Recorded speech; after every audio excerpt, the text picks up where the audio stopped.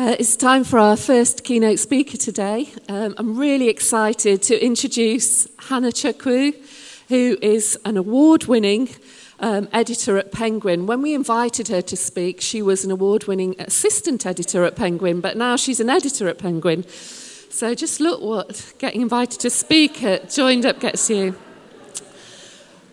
She works on literary fiction and non-fiction, and she has some very well-known authors in her care. She's an entrepreneur and an advocate.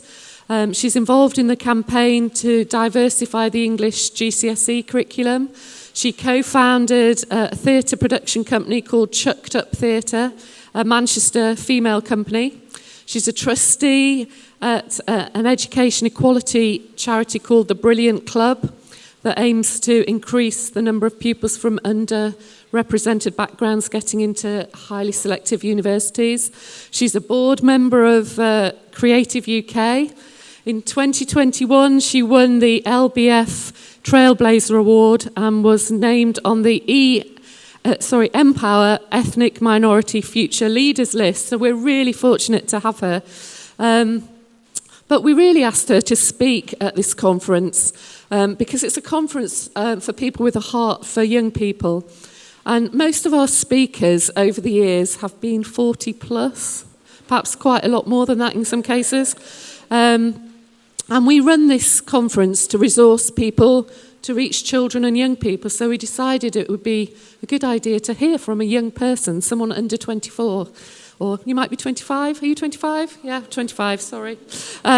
Someone who's just on the cusp of Generation Z. So, Hannah.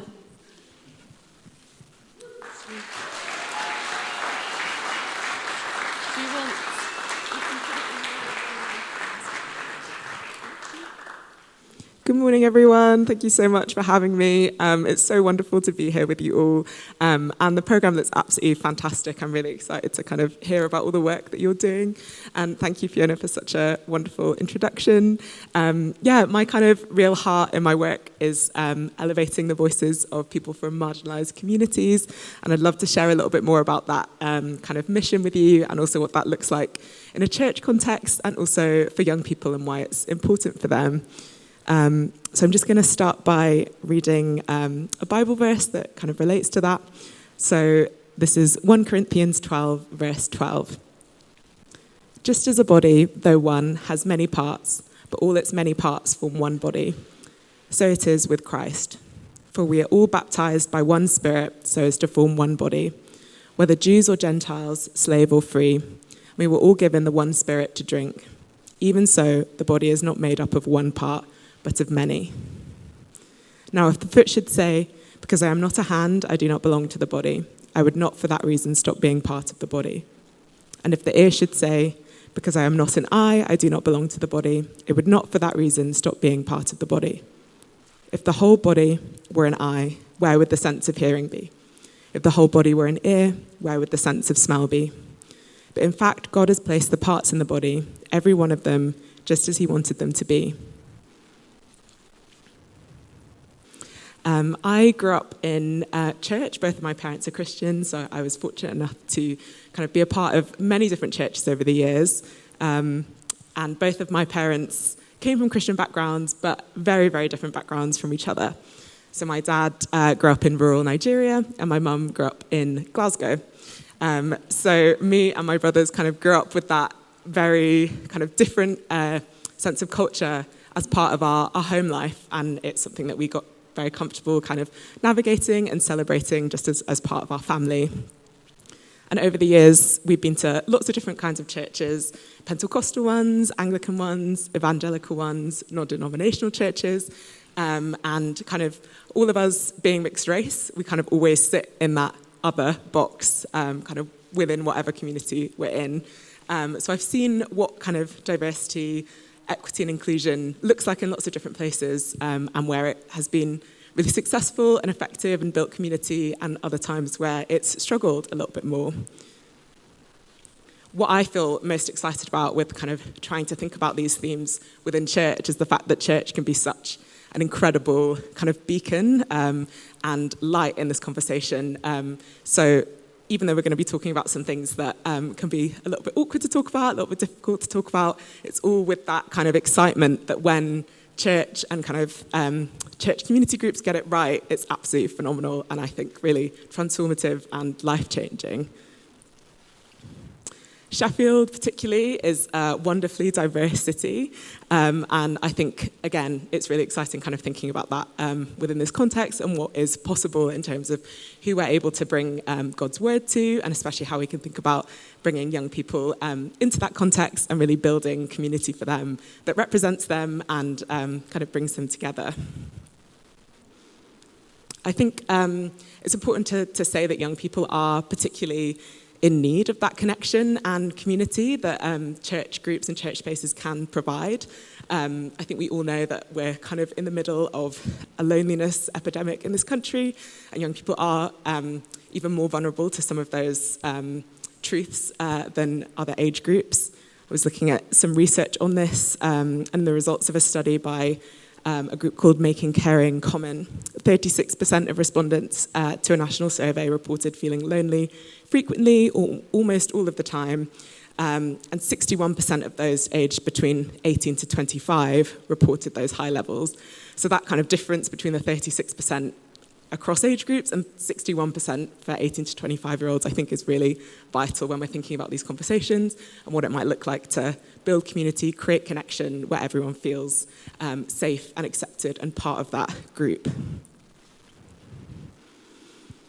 Community and connection are incredibly important for young people. And inclusion, equity, and equality doesn't just look like kind of hesitantly opening a door and hoping that people walk in. It looks like being very deliberate and consistent in announcing that you are a safe space for people and a place where people can come exactly as they are from whatever kind of context they come from. That message obviously is something that Jesus has told us again and again in the Bible, and I think is really at the heart of thinking about some of these ideas. Young people also are especially adept at kind of picking up on subtle cues that tell them that they might stick out in a group, or also that tell them that if they were to invite friends along to a group, their friends might not feel totally comfortable there. So I think it's really important to remember that young people are especially kind of thinking about that, sensitive to that, and that makes it really key when we're thinking about all the communities that we're creating and kind of collectives we're creating, that we remember that that's kind of where young people are at the moment. And I think also as church, it's important to remember that creating a diverse community encompasses a lot of different subsets. So that's kind of talking about ethnicity, race, gender, physical ability, neurodiversity, mental health, sexuality, age, nationality, education level, caring responsibilities, as well as household income. These are all things that we have to be really sensitive to and to think about when we're creating kind of plans for young people and working with them. I think one of the ways that we can be really kind of valuable in this area is by increasing representation on staff groups within any of these organisations, but also in thinking about all aspects of a day. So I was thinking about a workshop kind of style event like today, and how that's really important when you think about the speakers that you're inviting, as well as the resources that you're sharing and kind of who they're written by, all the way down to thinking about things like the food that you're bringing, and making sure that that's kind of catering to everyone and really thinking about the different kinds of people that you want to be in the building and part of that community. Something that I also think is really valuable for young people, and that I think it can be it can be easy to kind of shy away from in a church context, is talking about very relevant, kind of topical ideas. I think because, again, it can be a little bit awkward, a little bit controversial, maybe, to talk about in a kind of youth group context, but actually it's really important to remember that young people are engaging with those ideas anyway. They're kind of talking about them with their friends, they're talking about them online. And so what church and church groups can do is to be a real light in that conversation and provide a safe space for some of those conversations to happen. Because I think what happens if we don't do that is that we're at risk of young people feeling like the space that they're in is maybe not entirely in touch with what's going outside or isn't entirely relevant to their daily lives. So I think even though that can feel like a little bit of a scary thing to do, I think that's something that kind of encouraging conversation and empowering young people to share their opinions, understand their own identity and start finding their voice is a really exciting kind of part of church work. In a report called The Radically Better Future, Next Gen Reckoning Report, 73% of young people reported that they support public protests to raise awareness of issues. And I think that's really key when we think about this generation, is that they're so kind of clued in about what's going on in the news, what's going on politically, and they want to talk about that in all of their spaces with their friends and with adults that they trust. And so I think that's a really exciting opportunity for us that work with young people to kind of lean into that and really help and support them as they kind of think about those ideas. If we think about topics that have come up kind of over the last couple of years, I think some really good examples of where young people have really been at the forefront of the conversation are in the Black Lives Matter movement, as well as conversations around the climate emergency. I know we've got some workshops a bit later about that. Even down to things like the impacts of diet and wellness culture, which are really, really prevalent online. I think those are all topics that the Bible has a lot to say about, and we have a lot to say about as Christians, and I think it's really important to bring those conversations into a church context with young people. I think the best kind of case scenario for what we can provide for young people is a community where we can sit comfortably together with that difference and allow that kind of exploration of ideas, allow that exploration of kind of finding themselves, rather than creating spaces where they don't feel that they're totally able to engage and there are topics that they maybe can't talk about, because I think that's really our role as adults working with young people, is to provide them with that space. And I think that kind of idea of empowering people to, young people to use their voice and to kind of understand what it means to engage is a really, really important idea. I want to talk a little bit about a initiative that the charity that I work with, the Brilliant Club, is working on. So the Brilliant Club are a access charity who are trying to improve the number of people from marginalised backgrounds that get into higher education. And I sit as young trustee on their board, and they've recently started this group called the Experience Experts Panel, which I think is such a fantastic idea. And basically the kind of idea is that everyone who's part of that group has taken part in a Brilliant Club initiative before. So that usually looks like groups that go into schools and provide extracurricular advice to young people and kind of clubs that they can be part of. So this group is comprised of young people who have been through that program and are kind of currently at university or at that kind of 18 to 25 age group. And as part of that group, the charity brings all of their upcoming projects to the young people to kind of ask for their experience, ask for their advice on some of the ideas and initiative they've got coming up. And then their advice feeds into what the charity does kind of going forward. And I've seen a couple of kind of models of that in charities in the UK who are kind of having young trustees join the board, having these youth advisory groups that have really kind of high-level decision-making power within the organisations. And this is all with organisations whose work is for young people. And I think that idea of when you're creating something for young people, it is really important to have their voices at the centre and for them to really feel empowered in being able to make change, empowered in being able to share their opinions. And I think that that's something that's really applicable to church contexts and youth group contexts. And yeah, so I kind of wanted to share that model because I think that that's something that is likely to be able to be replicated in lots of different situations. And I think that kind of feeling of empowerment really kind of contributes to the equality, diversity, and inclusion agenda because it allows people from all of their different backgrounds to feel empowered and like they're part of the conversation, whether they're from a group that has been traditionally marginalised or not. And kind of coming back to one of the topics that I mentioned at the beginning, that kind of idea of empowerment and creating a safe space is also especially relevant to mental health and young people who are living with mental health conditions.